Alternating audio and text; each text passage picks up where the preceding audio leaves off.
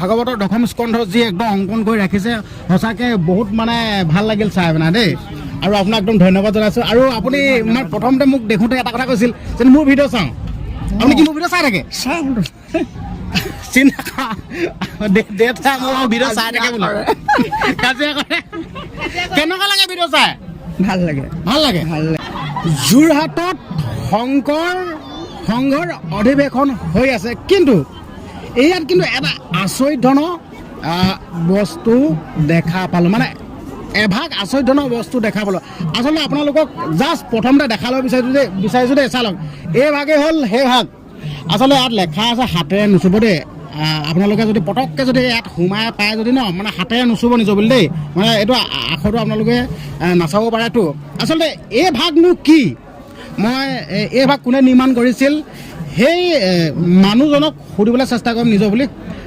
নমস্কাৰ দেই নমস্কাৰ মই শংকৰ সংঘ এয়া অধিৱেশনলৈ আহিছিলোঁ হঠাৎ মানে আপোনাৰ এই ভাগলৈ দৃষ্টি মানে চকু পৰিল আচলতে এই ভাগ কি হয়নো আপুনি কৈ দিব নি অলপ এই নমস্কাৰ হয় এই ভাগ ক'বলৈ এনেধৰণে আগবাঢ়িছোঁ এইখন ভাগৱতৰ দশম স্কন্ধৰ হয় চিত্ৰসমূহ বস্ত্ৰাকাৰ তৈয়াৰ কৰা হৈছে আচ্ছা মানে আপুনি এই বস্ত্ৰভাগত মানে ভাগৱতৰ এইটো কোন স্কন্ধ হৈছিলে দশম স্কন্ধ হয় নাই ভাগৱতৰ দশম স্কন্ধ মানে এই বস্ত্ৰত সম্পূৰ্ণভাৱে অংকন কৰি দিছে ন বাকী আপোনাৰ নামটো মোৰ নাম শ্ৰী মোহন চন্দ্ৰ দাস হয় হয় ঘৰ এই বস্ত্ৰভাগ তৈয়াৰ কৰোঁতে মই স্থায়ী বাসিন্দা মোৰ উপজাভূমি বিশ্ববিখ্যাত নদীদ্বীপ মাজুলী এতিয়া সদ্যহতে মই যোৰহাট জিলাৰ ঢাপকটা মিলনপুৰত আছোঁ অলপ হয় আৰু লগত এগৰাকী আগ দেখা পাইছোঁ আপুনি কোন হয়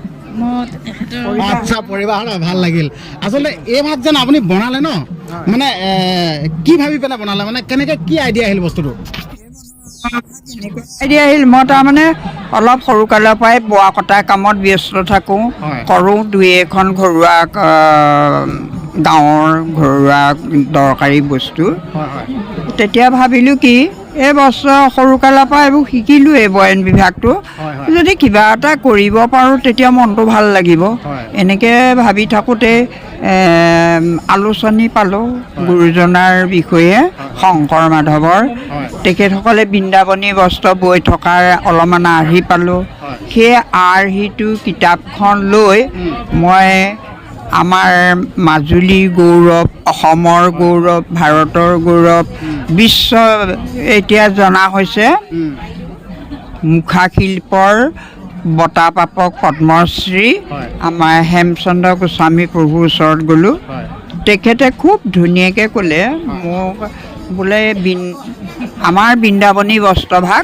লণ্ডনত আছে অসমলৈ অনা জোৰ জাৰ কৰি আছে মই এভাগ বস্তু দিওঁ সেই ভাগ বনাবলৈ যত্ন কৰকচোন তেখেতে তেতিয়া মোক ভাগৱতৰ ছবি দেখুৱালে বনাব পৰা হ'বনে মই বোলো আপুনি দিয়কচোন বাৰু মই চাওঁ যত্ন কৰি তেতিয়া স্কেন কৰি তেখেতে মোলৈ 10 কপি 5 কপি ফটো দিয়ে মই সেইমতে চাই কৰি তেখেতক এদিন দেখুৱালোঁ বোলে হ'ব এনেধৰণে কোৱাত আগবাঢ়িছোঁ মানে ধৰি লওক মানে এই ভাগ যেন আপুনি ধৰি লওক নিজ হাতেৰে হেৰি কৰিছে ন মানে কেনেকুৱা ধৰণে মানে তাঁতশালত লগাইছেনে নে কেনেকৈ কিহত হেৰি কৰিলে মই ঘৰুৱা পাতিত তাঁতশালত লগাইছোঁ উৰাম আকৌ তাঁতশালো জানো হ'লেও সেইখনত বোৱা নাইকিয়া মই পাতিশালতে বৈছোঁ আপুনি যিহেতুকে এই অধিৱেশনলৈ আহিলে মানে আপুনি প্ৰথম দিনাখন কেতিয়া আহিলে আপুনি মই অধিৱেশনলৈ যোগাযোগটো অলপ তেখেতসকলে কৰিলে মই কালিৰ পৰা ইয়াত সহযোগ কৰি আছে ন হয় আচলতে আপোনালোকে চিন্তা কৰক আজি ভাগৱতৰ দশম স্কন্ধ ন দশম স্কন্ধ ভাগ আমাৰ এই মানে মোৰ পিতাই বুলি কৈছোঁ ধৰি লওক একদম নিজ হাতেৰে নিৰ্মাণ কৰি উলিয়াইছে চিন্তা কৰক আপোনালোকক খালি এটা কথাই ক'ব বিচাৰিছোঁ যি আমাৰ দেউতাই এই ভাগ উলিয়াইছে নিজ হাতেৰে নিৰ্মাণ কৰিছে অন্তত আপোনালোকে এই বস্ত্ৰভাগ আন 10জনক দেখুৱাবৰ কাৰণে অন্তত ভিডিঅ'টো শ্বেয়াৰ কৰি দিব আৰু লগতে কমেণ্ট কৰিবলৈ কিন্তু একদমেই নাপাহৰিব আৰু আপোনাৰ নামটো নমস্কাৰ মোৰ নাম শ্ৰী ৰীতামণি দাস হয় আচলতে ভাল লাগিল মানে হঠাৎ দেখা পালোঁ আচলতে আপুনি যেন এইভাগ ইয়াত মানে ইয়াত সজাই ৰাখিছে ন মানে আপোনাক মানে এনে প্ৰদৰ্শনী হিচাপে নিমন্ত্ৰণ কৰি আনিছে নে মানে কেনেকুৱা ধৰণৰ ব্যৱস্থা আনিছে? প্ৰদৰ্শনীৰ কাৰণত বুলিয়ে নিমন্ত্ৰণ কৰিছে বুলি ক'ব পাৰি। প্ৰথমতে কিন্তু অধিৱেশন হোৱা গম পাই মই ফোন এটা কৰিলোঁ, বোলে আহিব হ'ব। তেতিয়াৰ পৰা যেনিবা মাতিয়ে থাকে, এতিয়া খবৰো লৈয়ে থাকে সময়ে সময়ে।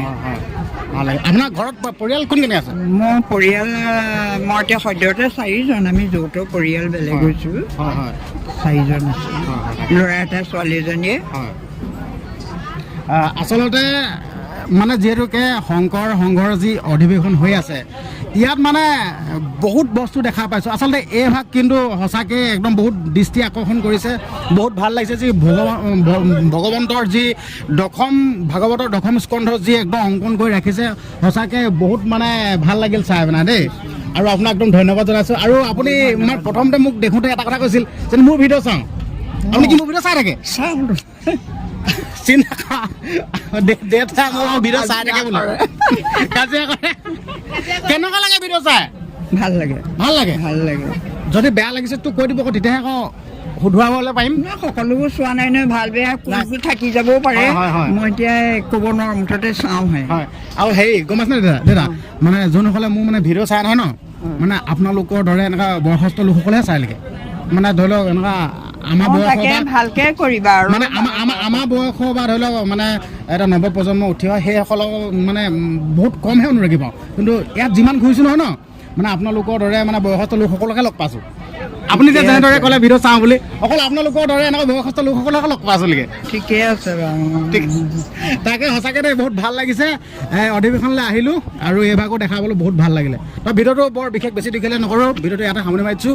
একদম ভিডিঅ'টো যিমান পাৰে সিমান শ্বেয়াৰ কৰিব নিজৰ বুলি দেই, একদম পূৰা অসমত গোটেই একদম ভাইৰেল কৰি দিব নিজৰ বুলি। আৰু একদম কমেণ্ট কৰিব নাপাহৰিব। আৰু চেনেলটো যদি ছাবস্ক্ৰাইব কৰে চেনেলটো ছাবস্ক্ৰাইব কৰিব, চেনেল ছাবস্ক্ৰাইবটো মেইন আৰু নিজৰ বুলি দেই। ধন্যবাদ।